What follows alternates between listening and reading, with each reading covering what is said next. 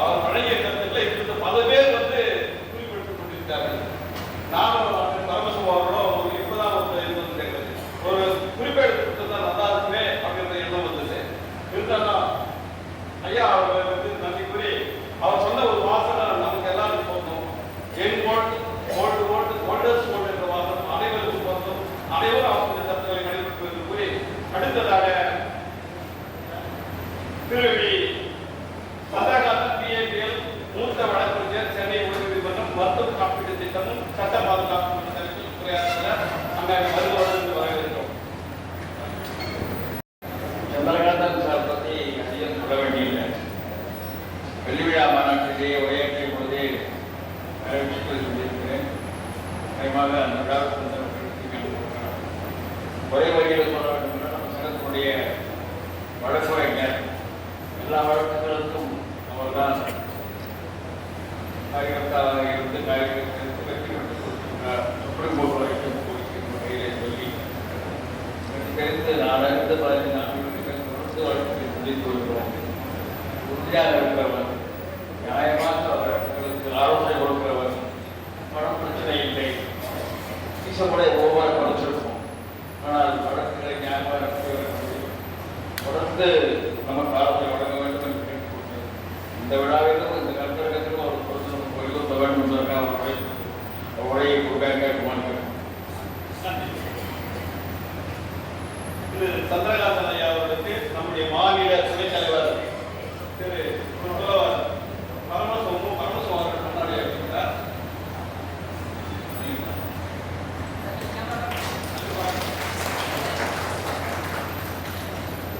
அடுத்து அவர் மாநில துணைத் தலைவர் தர்சிக் அவர்கள் நிறைவு சொல்லியிருக்கிறார். ஐயா உரையை பண்ணலாம்.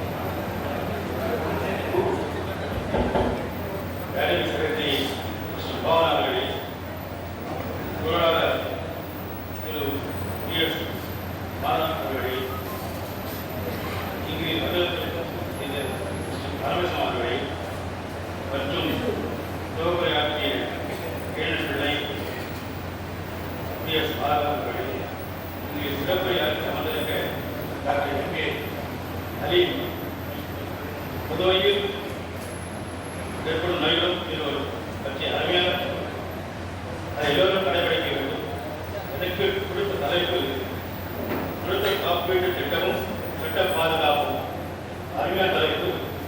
இப்பொழுது எல்லோரும் 60, 80, 70 வயது தாண்டியவர்கள் எல்லோருக்கும் ஒரு பிரச்சனை இருக்கதான் செய்யும். மிக வயசான உடனே காது கண்ணு இதெல்லாம் வந்துடலாம். அதுக்கு வந்து சட்ட பாதுகாப்பு என்னன்னு பார்க்கணும். சட்ட பாதுகாப்பு என்பது கான்ஸ்டிடியூஷன் கிடையாது, கிடையாது. Fundamental right. But supreme court சொல்லியிருக்கேன்னா right of principle state policy articles 30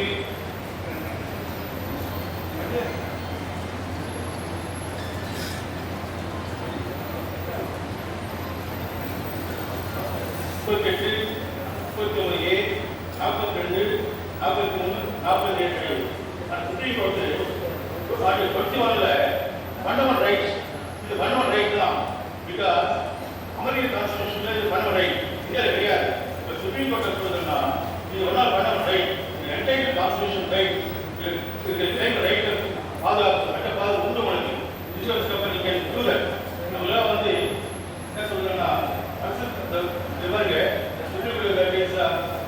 what I say right to life does not mean mere annual existence.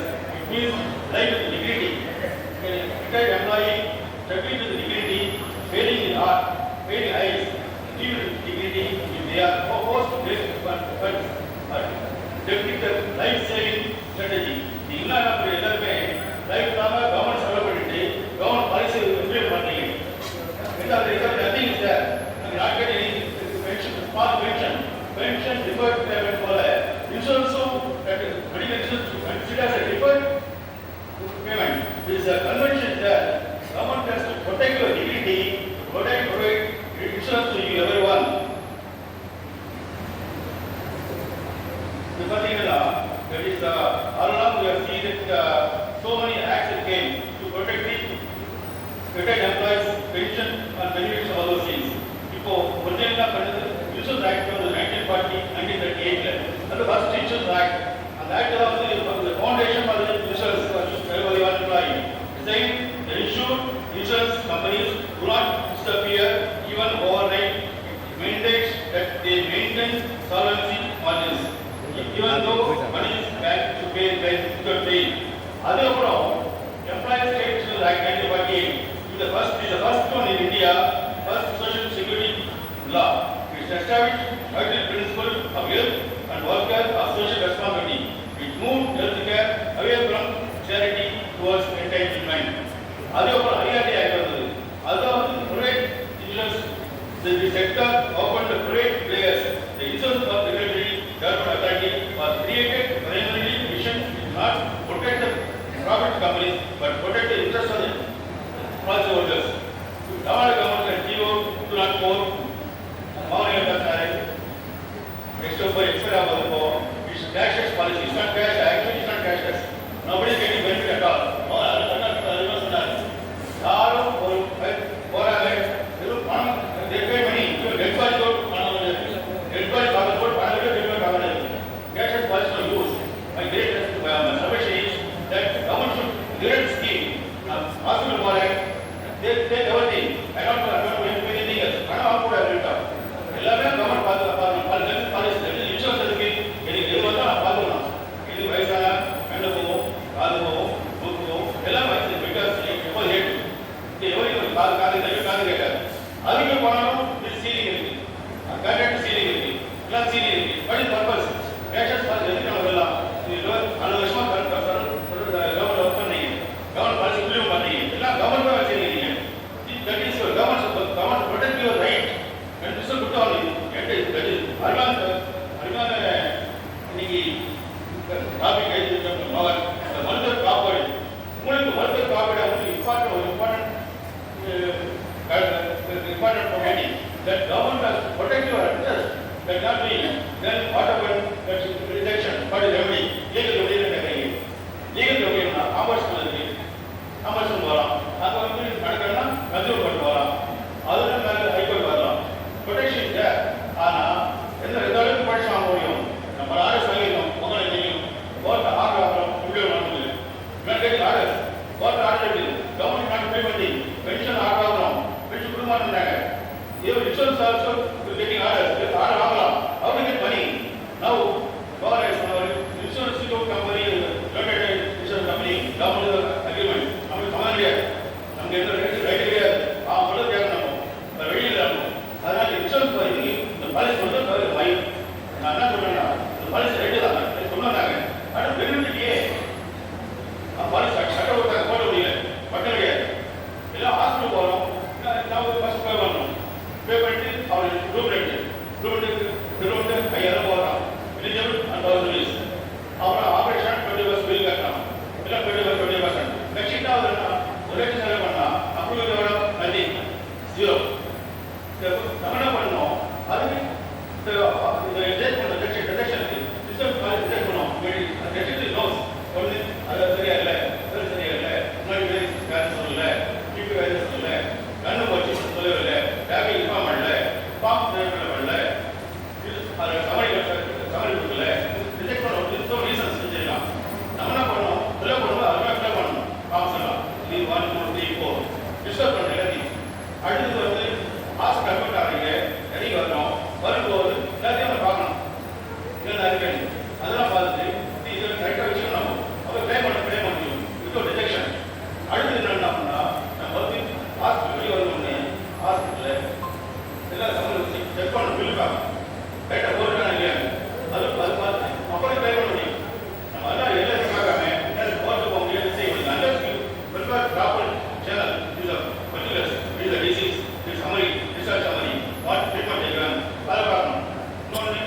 is hospitals. Don't you ask? Village இருக்கும். நிறைய சர்வீஸ் வில்லேஜ் இருக்காங்க. Village hospital கிடையாது. எங்க போவோம்? City வரணும். மணி 2 மணிக்கு ஆகாய வருது.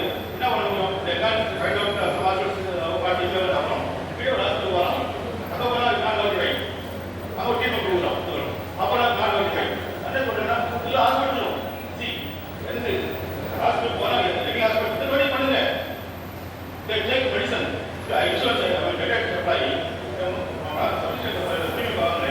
pay the money வச்சு கலெக்ட் பண்ணி பண்ணி அவனை பண்றா ஓன் நாக்கு பில்லு வரணும் 10,000 5,000 பில்லு அது நாட் வந்து டிடெக்ஷன் தான் இன்சூரன்ஸ் கம்பெனி போனி பாலிசி சொல்லுவாங்க வாட்டர் கிவன் ஃபர்ஸ்ட் பே செகண்ட் லாஸ்ட் பே செகண்ட் பே ஸ்மால் லெட்டர்ஸ் ஃபர்ஸ்ட் பே என்ன பண்ணுவோம் செகண்ட் ஸ்மால் லெட்டர்ஸ்ல பாத்தீங்கன்னா இது நாட் பண்ணுவோம் எதுவும் கிடையாது இதுக்கு இன்சூரன்ஸ் சொல்லுவாங்க water given first pay taking away the small letter second page back side that's insurance policy one general ka insurance policy வந்து general தான் take more profit அது பத்து போலாம் அடுத்து சட்ட பாதுகாப்புன்னா நம்ம கடைஸ் கோர்ட் வருது கோர்ட் கடையில் அதுல வருது அப்புறம் வந்து ரெமெடி அது கூட ஆர்டர் மாட்டான் சரி அதெல்லாம் வேற பேசுறாங்க நம்ம ஒரு பேச போறீங்க நம்ம ஒரு என்ன பண்ணா அவசரம் தெரியாது நம்ம வெப்சைட் பார்க்குறேன் வெப்சைட் அப்பா பேசக்கூடாது வெப்சைட் பேசணும் நண்பர்கள் வயலில் பேசுறீங்க எல்லா பேசும் லெட்டர் போடுவோம் எல்லா பேசும் போடணும் ஆர்டர் மாட்டேன்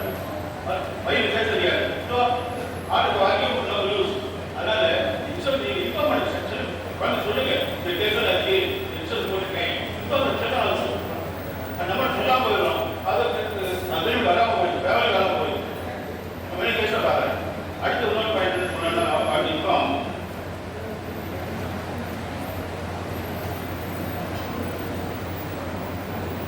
transparency no transparent at all any then transparency கிடையாது medical transparency கிடையாது அதே போல third party கண்டிப்பா வராது இன்சூரன்ஸ் கம்பெனி நாடுல எது கேட்டாலும் அவன் தான் பார்ப்பான் அவன் தான் என்ன டைம் பண்ணிருக்காங்க அக்கௌண்ட் பார்க்கலாம் பார்ப்பான் டைரக்ட் நம்ம கம்பெனில டைரக்ட் பார்க்க முடியாது ஹாஸ்பிட்டல் போனாங்க they engage that person to deny the right policy insurance company கூட எல்லாம் கூட்டுறாங்க இதே right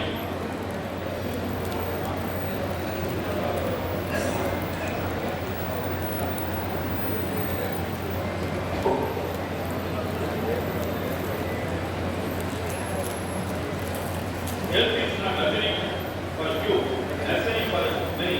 We must not allow insurance companies to earn the profit.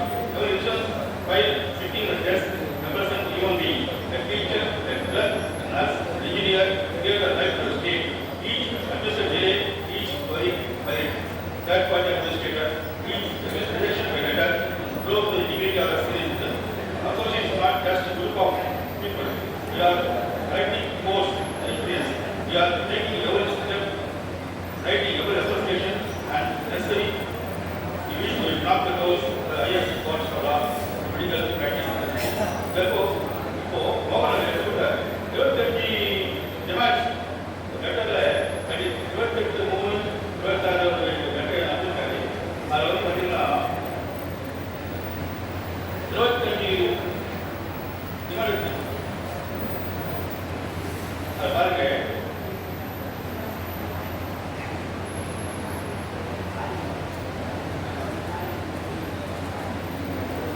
எல்லாம் பார்த்தா காசுல மருத்துவ கட்டிட்டாங்க அன்பான காசுல மருத்துவம் ஆனால் காசு கொடுத்து வாங்கணும் அதுக்கப்புறம்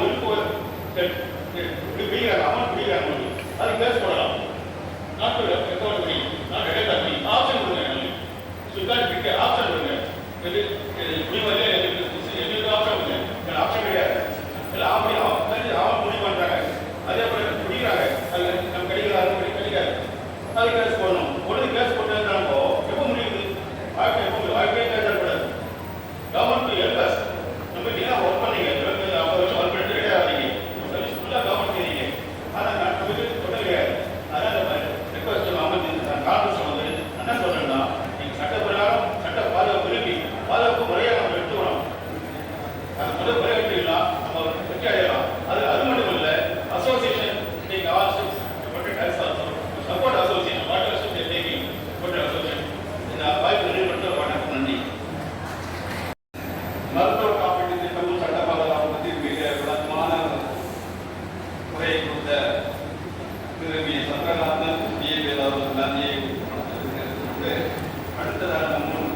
திரு ஆதாம் வைத்தியர் அவர்கள் வழக்கு சென்னை மதுரை கிளை மருத்துவ காப்பீட்டு திட்டமும் நீதிமன்ற தீர்ப்புகளும் என்ற தலைப்பில் பேச வருகிறார். அவரை அன்புடன் அழைக்கிறோம்.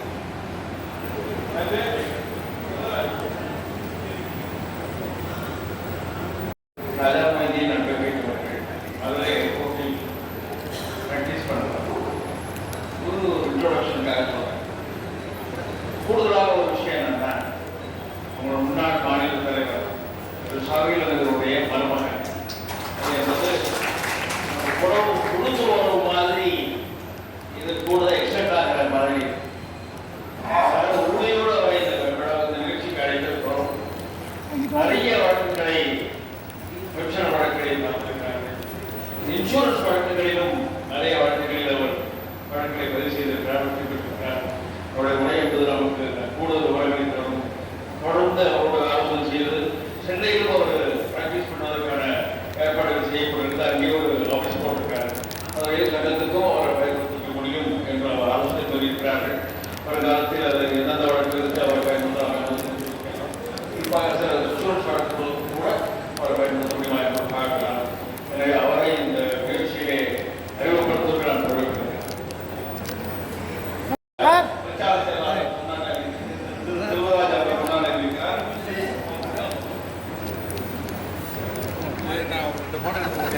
மாநில இடைச்செயலாளர் திரு ரகுபதி அவர்கள் நினைவு பரிசு வழங்குகிறார். நன்றி.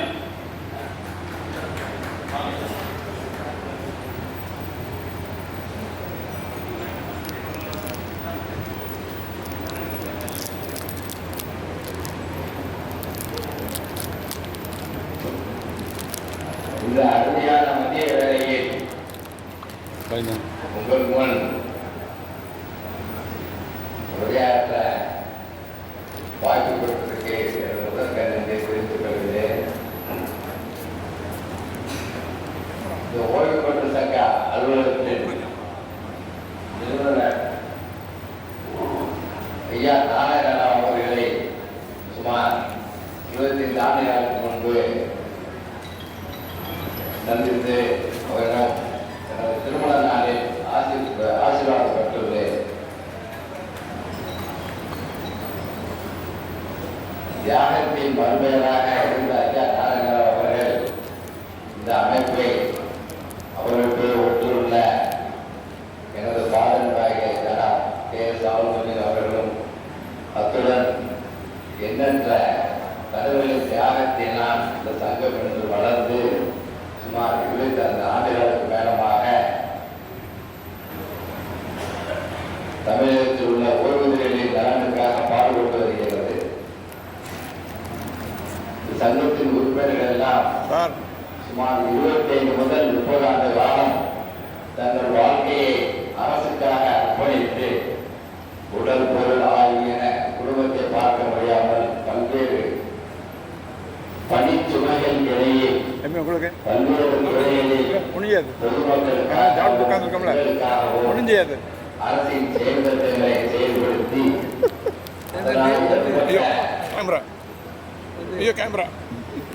பணிச்சுமையினால் பல்வேறு உடல் உபதைகளுக்கு சொல்லப்பட்டு வருகிறீர்கள். உங்களுக்கான டாக்டர் சொன்னது போல் 3ஆம் கட்ட வாழ்க்கையில் முதுமை வாழ்க்கையை தொடங்கியுள்ளீர்கள். உங்களுக்கு உரிய மரியாதையுடன் அனைத்து தேவைப்பட்ட மருத்துவ உதவிகளை செய்ய வேண்டிய இந்த சமுதாய கடமையும் அரசின் கடமையாகும்.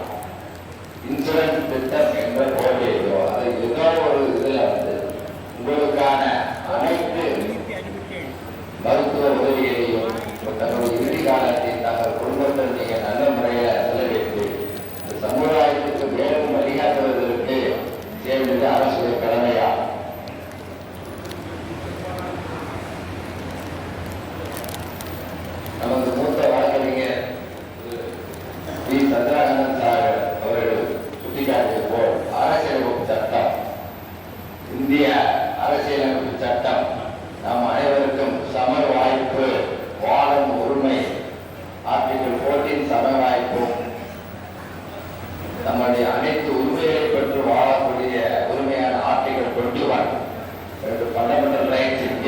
உருவாக்கப்படுத்தப்பட்டுள்ளது.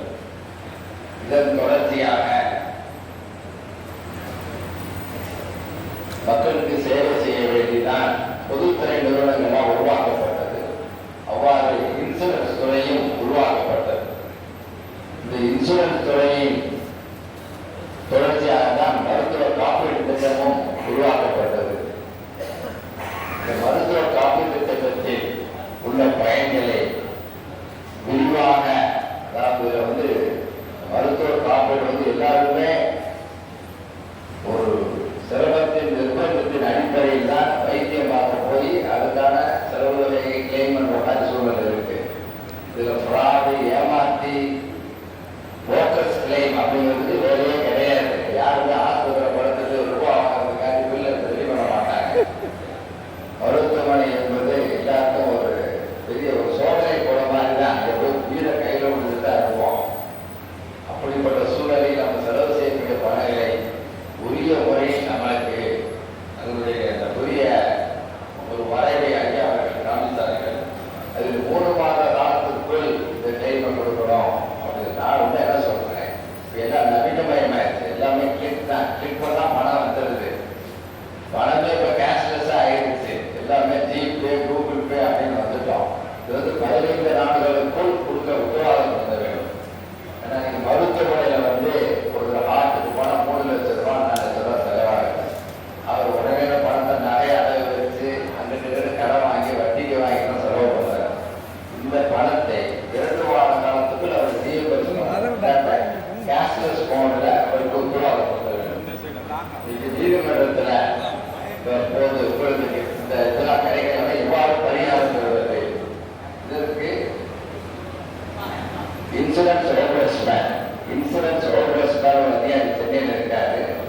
அவருக்கும் சம்பந்தப்பட்ட புகார்களை நீங்கள் இமெயில் வாயிலாக அனுப்பிச்சா அதுல ஒரு 5% தீர்வு ஏற்பட வாய்ப்பு இருக்கு.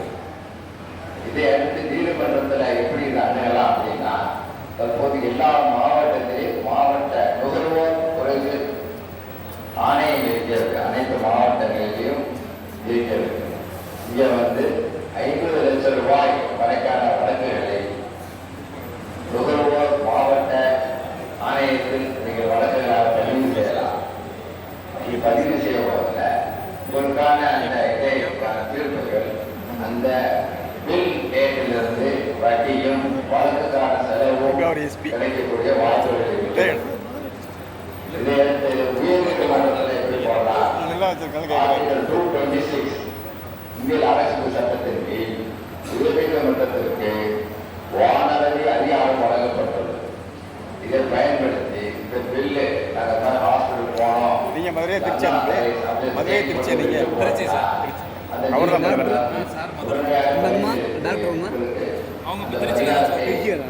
வழங்க வாய்ப்பு. குறிப்பாக நான் ஒரு ஆஜராய 3 வழக்குகளை உங்களுடன் பகிர்ந்து வர ஆசைப்படுகிறேன். மாண்புமிகு நீதியரசர் ஹரிபாலன் அனைவருக்கு தெரிஞ்சிருக்கும். ஹரிபாலன் தொழிலாளர்களுக்காண்டி ஆஜராகி வக்கீல அரசு நீதிபதியான அவர்கள் ஒரு வழக்கு போறோம். ஒரு ஆசிரியருடைய கணவர் திடீர்னு ஆட்டர் ஆகி மக்கள் ஆசிரியர் கூட்டு போறாங்க. ரொம்ப தூரத்தை போனா ஆலையாவது போயிடுறாரு. அப்ப அவருக்கு சிகிச்சை அளிக்கப்பட்டு ஒரு 2 லட்சம் ரூபாய் பில்லு கொடுக்குறாங்க. ஒரே காரணம் அங்கீகரிக்கப்பட்ட மருத்துவமனை இல்லை அப்படின்னு. அப்ப அந்த மாண்புமிகு ஹரிபாலன் வழக்கு வருது. அவர் உடனே அந்த அதிகாரியை வர சொல்லி, ஐயா நீங்க இதே இல்லாத அதிகாரியா இருக்கீங்க, உங்களுக்கு கூட நடந்தா என்ன செய்வீங்க? நான் ஆர்டரா போட விரும்பல, உங்களுக்கு நடந்தா என்ன பண்ணுவீங்க? பண்ணிட்டு அடுத்த வாரம் ரிப்போர்ட் பண்ணுங்கட்டாரு. இவரோட மறுநாள் பத்திரிகையில இதே இல்லாத அதிகாரி என்ன ஹரிபாலன் சொல்லிட்டாரு. ஒரே பரவாயில்ல பயம். அவன் 3வது நாள் செக்கை கொண்டாந்து கொடுத்துட்டாரு வீட்டுல. ஆபீசர் அம்மா செக்கை வச்சுக்கங்க அப்படின்னு. அப்படி அதிகாரிகள் இந்த இன்சூரன்ஸ் கிளைம் ஓகே இதுல ஜெனீரா பாக்குறது எல்லாமே குற்றம், அது இல்லை இது இல்லை ஓட்டையும் தெரியவில்லாம நீதிமன்றத்தை அணுகினால் 3 நாள் ஒரு செக்கே கிடைச்சது. அப்படி ஒரு வழக்கு ஒரு